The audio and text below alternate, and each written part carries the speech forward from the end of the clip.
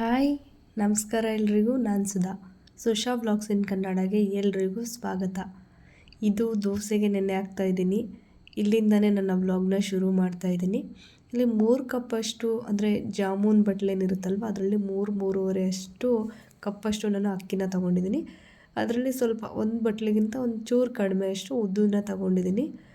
ಇದೆರಡನ್ನು ಮತ್ತು ಜೊತೆಗೆ ಸ್ವಲ್ಪ ಮೆಂತ್ಯ ಕಾಳನ್ನ ಮಿಕ್ಸ್ ಮಾಡಿದ್ದೀನಿ. ಯಾರ್ಯಾರು ಮೆಂತ್ಯ ಹಾಕೋದಿಲ್ಲ ಅವರೆಲ್ಲ ಮೆಂತ್ಯ ಕಾಳನ್ನ ಮಿಕ್ಸ್ ಮಾಡಿ ನೆನೆಸ್ಬಿಟ್ಟು ರುಬ್ಬಿ ನೋಡಿ. ದೋಸೆ ತುಂಬ ಅಂದರೆ ತುಂಬ ಟೇಸ್ಟಿಯಾಗಿ ಬರುತ್ತೆ. ಸ್ವಲ್ಪ ಹುಷಾರಿಲ್ಲ ಫ್ರೆಂಡ್ಸ್, ಹಾಗಾಗಿ ಧ್ವನಿನಲ್ಲಿ ಸ್ವಲ್ಪ ಏರುಪೇರು ಆಗ್ಬೋದು, ಕ್ಷಮಿಸಿ. ಇನ್ನು ಅಷ್ಟನ್ನೆಲ್ಲ ನೆನೆಸಿಟ್ಟೆ. ಒಂದು ಕಾಫಿ ಕುಡಿಯೋಣ ಅನಿಸ್ತು, ಒಂದು ಕಾಫಿ ಮಾಡ್ಕೊಂಡು ಕುಡ್ದಿದ್ದಾಯಿತು. ಇನ್ನು ಸ್ವಲ್ಪ ಕೆಲಸಗಳೆಲ್ಲ ಇತ್ತು, ಕೆಲಸಗಳನ್ನ ಮುಗಿಸ್ಕೊಂಡು ಸಂಜೆ ಆಯಿತು ಫ್ರೆಂಡ್ಸ್. ದೋಸೆ ಹಿಟ್ಟನ್ನ ನೆನೆಸಿಟ್ಟಿದೆ ಅಲ್ವಾ, ದೋಸೆಗೆ ಹಿಟ್ಟು ರುಬ್ಬಕ್ಕೆ, ಅದನ್ನು ನೆನಪಾಯಿತು, ಬಂದು ರುಬ್ತಾಯಿದ್ದೀನಿ. ಎಷ್ಟೋ ಸರಿ ದೋಸೆ ಹಿಟ್ಟನ್ನು ಇವತ್ತು ನೆನೆಸಿ ನಾಳೆ ರುಬ್ಬಿರೋದು ಉಂಟು. ಯಾಕೆಂದರೆ ನೆನೆಸಿ ಹಿಂದಕ್ಕೆ ಇಟ್ಬಿಟ್ಟಿರ್ತೀನಿ ಫ್ರೆಂಡ್ಸ್, ನೆನಪೇ ಆಗಲ್ಲ. ಹಾಗಾಗಿ ಇವತ್ತು ಕಾಣೋ ಥರ ಮುಂದೆನೇ ಇಟ್ಟಿದ್ದೆ. ಅಂದರೆ ನಾರ್ಮಲಾಗಿ ನೀರು ಕುಡಿಯೋದಕ್ಕೆ ಬರ್ತೀವಲ್ವ, ಅಲ್ಲೇ ಅದೇ ಪ್ಲೇಸಲ್ಲೇ ಇಟ್ಟಿದ್ದೆ. ನೆನಪಾಗುತ್ತೆ ಬೇಗ ರುಬ್ಬೋದು ಅಂತ. ಹಾಗೆ ಸಂಜೆ ಆಗಿತ್ತು ಫ್ರೆಂಡ್ಸ್, ಒಂದು 4 ಗಂಟೆ ಹಂಗೆಲ್ಲ ರುಬ್ಬಿಬಿಟ್ಟೆ. ಇದಕ್ಕೆ ಸ್ವಲ್ಪ ಅನ್ನ ಮತ್ತು ಈರುಳ್ಳಿನ ಹಾಕಿ ರುಬ್ಬಿದೆ ಫ್ರೆಂಡ್ಸ್ ನಾನು. ತುಂಬ ಚೆನ್ನಾಗಿ ಉಬ್ಬಿ ಬರುತ್ತೆ, ಜೊತೆಗೆ ಟೇಸ್ಟ್ ಕೂಡ ಚೆನ್ನಾಗಾಗುತ್ತೆ ಅಂತ ಹೇಳಿ ಇನ್ನು ಈ ಕನ್ಸಿಸ್ಟೆನ್ಸಿಗೆ ನಾನು ರುಬ್ಬಿದ್ದೀನಿ ದೋಸೆ ಹಿಟ್ಟನ್ನು. ಇನ್ನು ಪಾತ್ರೆನಲ್ಲಿ ಹಾಕಿದ್ದೆ ಫ್ರೆಂಡ್ಸ್, ಬಟ್ ಅದು ಉಕ್ಕಿ ಬಂದರೆ ಆಗೋದಿಲ್ಲ. ಇರೋದೇ ಇಷ್ಟು ಸ್ವಲ್ಪ ಜಾಗದಲ್ಲಿ, ಉಕ್ಕಿದ್ರೆ ಕೆಳಗಡೆ ಎಲ್ಲ ಉಕ್ಕಿ ಬಿಡುತ್ತೆ. ಬಟ್ ಬಾಕ್ಸಲ್ಲಿ ಹಾಕಿದ್ರೆ ಅದು ಚೆನ್ನಾಗಿ ಉಕ್ಕೋದಕ್ಕೂ ಅಂದರೆ ಉಬ್ಬಿ ಬರೋದಕ್ಕೆ ಚೆನ್ನಾಗಿ ಸ್ಪೇಸ್ ಆಗುತ್ತೆ ಜಾಗ ಅದಕ್ಕೆ ಅಂತ ಹೇಳಿಬಿಟ್ಟು ನಾನು ಇದನ್ನು ಪ್ಲಾಸ್ಟಿಕ್ ಕಂಟೈನರ್ಗೆ ಶಿಫ್ಟ್ ಮಾಡ್ತಾಯಿದ್ದೀನಿ. ಇದನ್ನು ಯಾವುದೇ ರೀತಿ ಫ್ರಿಜ್ಜಲ್ಲಿ ನಾನು ಇಡಲ್ಲ. ಈ ರೀತಿ ಉಪ್ಪನ್ನು ಮಿಕ್ಸ್ ಮಾಡಿ ಚೆನ್ನಾಗಿ ಅದಕ್ಕೊಂದು ಮಿಕ್ಸ್ ಕೊಟ್ಟೆ. ಕೈಯಿಂದ ಕೂಡ ನೀವು ಚೆನ್ನಾಗಿ ಉಪ್ಪನ್ನು ಮಿಕ್ಸ್ ಮಾಡ್ಕೋಬೋದು. ಇಲ್ಲಾಂದರೆ ಸ್ಪೂನಲ್ಲಿ ಈ ರೀತಿ ಸೌಟಲ್ಲಿ ತಗೊಂಡು ಮಿಕ್ಸ್ ಮಾಡಿ ಇದನ್ನು ಚೆನ್ನಾಗಿ, ಅಂದರೆ ಗಂಟೇನಿರಲ್ಲ ಫ್ರೆಂಡ್ಸ್, ಉಪ್ಪು ಹಾಕಿದ್ವಲ್ವ ಕಲ್ಲುಪ್ಪು, ಅದು ಕೂಡ ಕರಗಲಿ ಅಂತ ಹೇಳಿ. ಕಲ್ಲುಪ್ಪು ಹಾಕಿದ್ದೀವಿ, ಹಿಟ್ಟಲ್ಲಿ ಕರಗುತ್ತಾ ಅನ್ನೋ ಅನುಮಾನ ಬೇಡ, ನಿಜವಾಗ್ಲೂ ಕರಗುತ್ತೆ. ಅಷ್ಟೊಂದು ಡೌಟ್ ಇದ್ದರೆ ಒಂದು ಸ್ವಲ್ಪ ನೀರನ್ನು ಹಾಕ್ಬಿಟ್ಟು ಮೇಲೆ ಹಾಗೆ ಬಿಟ್ಬಿಡಿ, ಚೆನ್ನಾಗಿ ಉಕ್ಕಿ ಕೂಡ ಬರುತ್ತೆ. ಈ ರೀತಿಯಾಗಿ ಮುಚ್ಚಿ ನಾನು ಇದ್ರ ಮೇಲೆ ಒಂದು ಬಟ್ಟೆ ಹಾಕ್ತೀನಿ ಫ್ರೆಂಡ್ಸ್. ಅಂದರೆ ಚಳಿಗಾಲದಲ್ಲಿ ಇಟ್ಟು ಉಬ್ಬಿ ಬರಲ್ಲ ಅಂತಾರಲ್ವ, ನಾನು ಚಳಿಗಾಲ ಆಗಲಿ ಇನ್ಯಾವುದೇ ಮಳೆಗಾಲ ಬೇಸಿಗೆನೆಲ್ಲ ಆಗಲಿ ಈ ರೀತಿಯಾಗಿ ಬಟ್ಟೆನ ಹಾಕಿಬಿಟ್ಟೆ ನಾನು ಇಟ್ಟಿರ್ತೀನಿ. ನೋಡಿ, ಇದು ಮಾರನೇ ದಿನ ಇಷ್ಟು ಚೆನ್ನಾಗಿ ಉಬ್ಬಿ ಬಂದಿದೆ ಹಿಟ್ಟು. ಇನ್ನು ಸ್ಪೂನ್ ಹಾಕಿ ತೋರಿಸ್ತಾ ಇದ್ದೀನಿ. ಆವಾಗಲೇ ಎಷ್ಟು ಕಡಿಮೆ ಇತ್ತು ನೆನ್ನೆ ದಿನ ರುಬ್ಬಿ ಇಟ್ಟಾಗ, ಇವಾಗ ನೋಡಿ ಎಷ್ಟು ಚೆನ್ನಾಗಿ ಉಬ್ಬಿ ಬಂದಿದೆ. ಇದನ್ನು ಈ ರೀತಿಯಾಗಿ ಮಿಕ್ಸ್ ಮಾಡ್ಕೊಳ್ಳೋಣ. ಈ ರೀತಿಯಾಗಿ ಮಿಕ್ಸ್ ಮಾಡ್ತಾ ಹಿಟ್ಟಿನ ಪ್ರಮಾಣ ಸ್ವಲ್ಪ ಕಡಿಮೆ ಅನ್ನಿಸ್ಬೋದು, ಅದ್ರ ಕ್ವಾಂಟಿಟಿ ಏನಿದೆ ಸ್ವಲ್ಪ ಕಡಿಮೆ ಅನ್ನಿಸ್ಬೋದು, ಯಾಕೆಂದರೆ ಉಬ್ಬಿ ಬಂದಿರುತ್ತಲ್ವ. ಹಾಗಾಗಿ ಏನು ತಲೆ ಕೆಡಿಸ್ಕೊಳ್ಳೋದು ಬೇಡ. ಹಿಟ್ಟು ಚೆನ್ನಾಗಿ ಉಬ್ಬಿ ಬಂದರೆ ಮಾಡ್ತಕ್ಕಂಥ ಅಡುಗೆ, ದೋಸೆ ಆಗಲಿ ಇಡ್ಲಿ ಆಗಲಿ ಪಡ್ಡು ಆಗಲಿ ಚೆನ್ನಾಗಿ ಬರುತ್ತೆ ಅಷ್ಟೇ. ಇನ್ನು ಈ ರೀತಿಯಾಗಿ ಚೆನ್ನಾಗಿ ಮಿಕ್ಸ್ ಮಾಡಿಕೊಂಡೆ. ನೋಡ್ತಿದ್ದೆ ಎಲ್ಲಾದರೂ ಕಲ್ಲುಪ್ಪು ಉಳ್ಕೊಂಡಿದೆಯಾ ಅಂತ. ಇಲ್ಲ, ಚೆನ್ನಾಗಿ ಕಲ್ಲುಪ್ಪು ಕೂಡ ಕರಗೋಗಿತ್ತು. ಇನ್ನು ಐರನ್ ತವ ಇದ್ದರೆ ಐರನ್ ತವ ಬಳಸ್ಕೊಳ್ಳಿ. ನನ್ನ ಮನೆಯಲ್ಲಿ ಐರನ್ ತವ ಇಲ್ಲ, ಹಾಗಾಗಿ ನಾನಿಲ್ಲಿ ನಾನ್ ಸ್ಟಿಕ್ ಪ್ಯಾನ್ನ ಯೂಸ್ ಮಾಡ್ತಾಯಿದ್ದೀನಿ. ಇದಕ್ಕೆ ಎಣ್ಣೆ ಹಚ್ಕೊಂಡೆ ಫ್ರೆಂಡ್ಸ್. ಚೆನ್ನಾಗಿ ಕಾದಿದ್ಮೇಲೆ ಇದಕ್ಕೆ ಸ್ವಲ್ಪ ಎಣ್ಣೆ ಹಚ್ಕೊಂಡ್ಮೇಲೆ ನೀರನ್ನು ಚಿಮುಕ್ಸ್ಕೊಂಡೆ. ಎಣ್ಣೆ ಹಚ್ಚಿ ಹಾಗೆ ಡೈರೆಕ್ಟಾಗಿ ಹಾಕಿದ್ರೆ ದೋಸೆ ಕ್ರಿಸ್ಪಿಯಾಗಿ ಬರಲ್ಲ, ಹಾಗೂ ಟ್ರೈ ಮಾಡಿ ನೋಡಿದ್ದೀನಿ.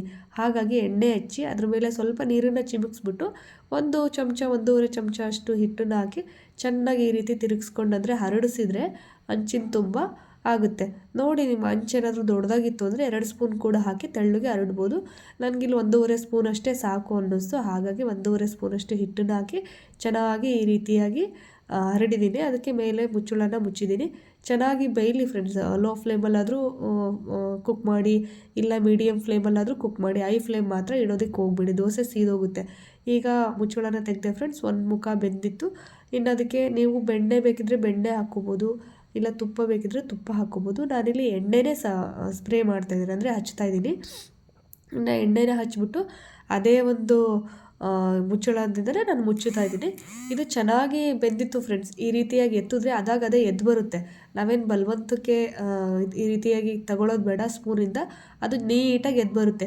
ಇದನ್ನು ನಾನು ಒಂದು ತಟ್ಟೆಗೆ ಹಾಕ್ಕೊಂಡೆ ಫ್ರೆಂಡ್ಸ್. ಇನ್ನು ಈ ದೋಸೆನ ಯಾಕೆ ತೋರಿಸ್ತಾ ಇದ್ದೀನಿ ಅಂದರೆ, 2 ಮುಖನೂ ಬೇಯಿಸಿದ್ರೆ ಯಾವ ರೀತಿಯಾಗಿ ಬರುತ್ತೆ ದೋಸೆ ಅಂತ.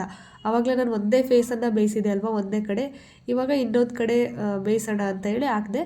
ಆವಾಗಲೇ ಹೇಳ್ದಂಗೆ ಡೈರೆಕ್ಟಾಗಿ ಎಣ್ಣೆ ಹಚ್ಬಿಟ್ಟು ಹಿಟ್ಟನ್ನು ಹಾಕಿದ್ರೆ ಮೆತ್ತಗೆ ಬರುತ್ತೆ, ಕ್ರಿಸ್ಪಿಯಾಗಿ ಬರಲ್ಲ ಫ್ರೆಂಡ್ಸ್ ದೋಸೆ.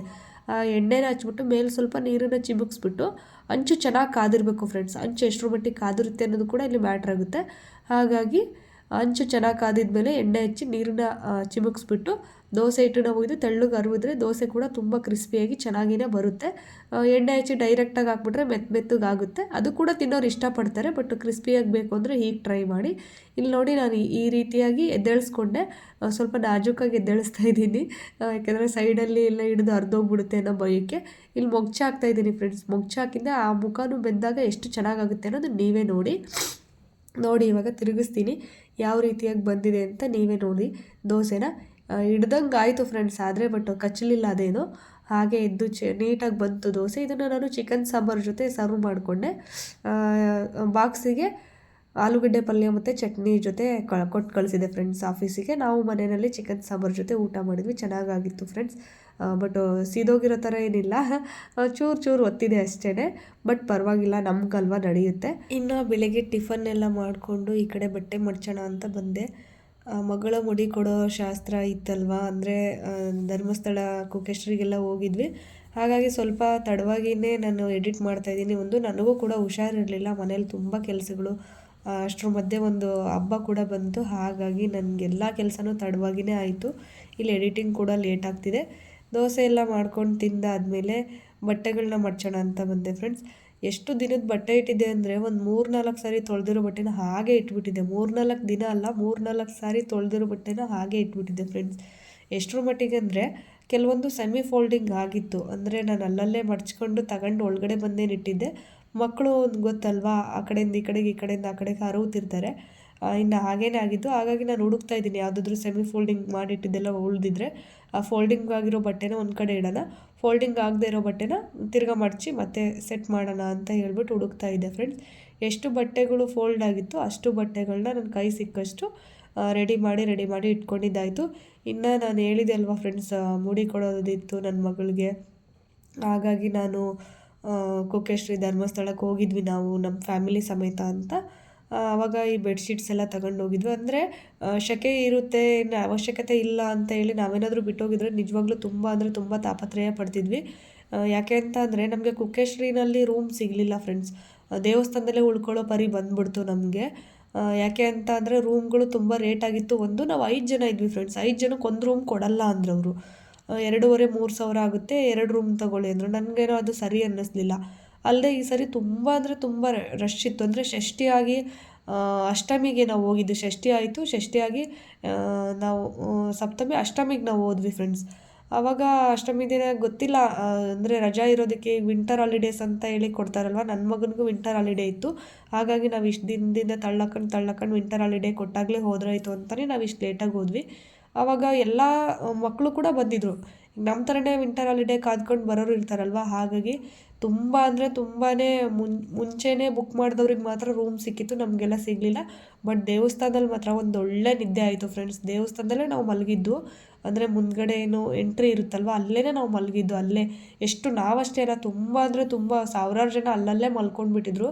ಇನ್ನು ಆ ಕಡೆ ಎಲ್ಲೋ ಸ್ಟೇಜ್ ಹಾಕಿದ್ರಂತೆ ಫ್ರೆಂಡ್ಸ್, ಡ್ಯಾನ್ಸ್ ಪ್ರೋಗ್ರಾಮ್ ಎಲ್ಲ ಇತ್ತು. ಅಲ್ಲೂ ಸಹ ನಮ್ಮ ರಿಲೇಟಿವ್ಸೇ ಬಂದಿದ್ರು, ನಮಗೆ ಗೊತ್ತಿರಲಿಲ್ಲ. ಊಟಕ್ಕೆ ಹೋದಾಗ ಸಿಕ್ಕಿದ್ರು, ನಾವು ಇಲ್ಲೇ ಉಳಿದಿದ್ದೀವಿ, ರೂಮ್ ಸಿಕ್ಕಿಲ್ಲ, ಈ ರೀತಿಯಾಗಿ ಅಲ್ಲಿ ಉಳ್ಕೊಂಡಿದ್ದೀವಿ ಅಂತ. ಏನೂ ತೊಂದರೆ ಆಗಲಿಲ್ಲ ಫ್ರೆಂಡ್ಸ್, ದೇವ್ರ ದಯೆಯಿಂದ. ನಿಜವಾಗ್ಲೂ ನನಗೆ ಮಾತ್ರ ಒಂದು ಒಳ್ಳೆ ನಿದ್ದೆ ಆಯಿತು ಅಂತಲೇ ನಾನು ಹೇಳ್ತೀನಿ. ಇನ್ನು ಮುಗಿಸ್ಕೊಂಡೆಲ್ಲ ಬಂದ್ವಿ ಅಲ್ವಾ. ನಾನು ಈ ಕಡೆಯಿಂದ ಹೋಗ್ಬೇಕಾದ್ರೆ ನಾವು ಬಿಟ್ಟಿದ್ದು ನೈಟ್ ಟೈಮಲ್ಲಿ. ನಮಗೆ ಅಲ್ಲಿ ಅಷ್ಟಾಗಿ ನಿದ್ದೆ ಆಗಲಿಲ್ಲ ಬಸ್ಸಲ್ಲಿ.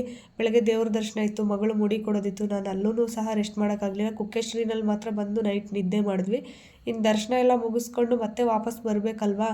ಬರಬೇಕಾದ್ರೆ ಅಲ್ಲೊಂದು ಮಧ್ಯಾಹ್ನ ಹಂಗೇ ಬಿಟ್ವಿ ಫ್ರೆಂಡ್ಸ್. ಮಧ್ಯಾಹ್ನ ಹಂಗೆ ಬಿಟ್ವಿ. ಬಟ್ ನಾವು ಬೆಂಗಳೂರು ಬಂದು ಮನೆ ಮುಟ್ಟೋ ಅಷ್ಟೊತ್ತಿಗೆ ಮಧ್ಯರಾತ್ರಿ 2 ಗಂಟೆ ಆಯಿತು. ನಾವು ಮನೆಗೆ ಬಂದು ಮಲಗಿದಾಗ ಮಧ್ಯರಾತ್ರಿ 2 ಗಂಟೆ.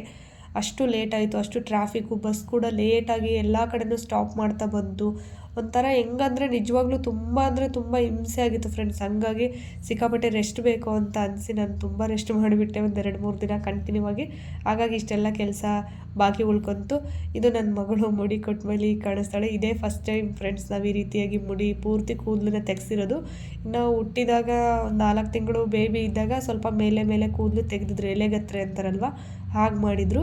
ಇನ್ನು ಅಷ್ಟು ಬಿಟ್ಟರೆ ಪೂರ್ತಿಯಾಗಿ ನಾವು ಬ್ಲೇಡ್ ಹಾಕ್ಸಿದ್ರು ಅಂದರೆ ಇದೇ ಫಸ್ಟ್ ಟೈಮ್ ಅವಳು ಮುಟ್ಟಿ ನೋಡ್ಕೊತಾ ಇದ್ಲು. ಯಾಕೆಂದರೆ ಲಾಂಗ್ ಹೇರ್ ಇತ್ತು ಅವಳಿಗೆ, ನೋಡಿದರೆ ಗೊತ್ತಿರುತ್ತೆ ಹಿಂದಿನ ಬ್ಲಾಗ್ಸಲ್ಲೆಲ್ಲ ಅವಳಿಗೆ ಲಾಂಗ್ ಹೇರ್ ಇತ್ತು, ತುಂಬ ಚೆನ್ನಾಗಿ ಕರ್ಲಿಯಾಗಿ ಚೆನ್ನಾಗಿ ಕಾಣಿಸ್ತಿತ್ತು.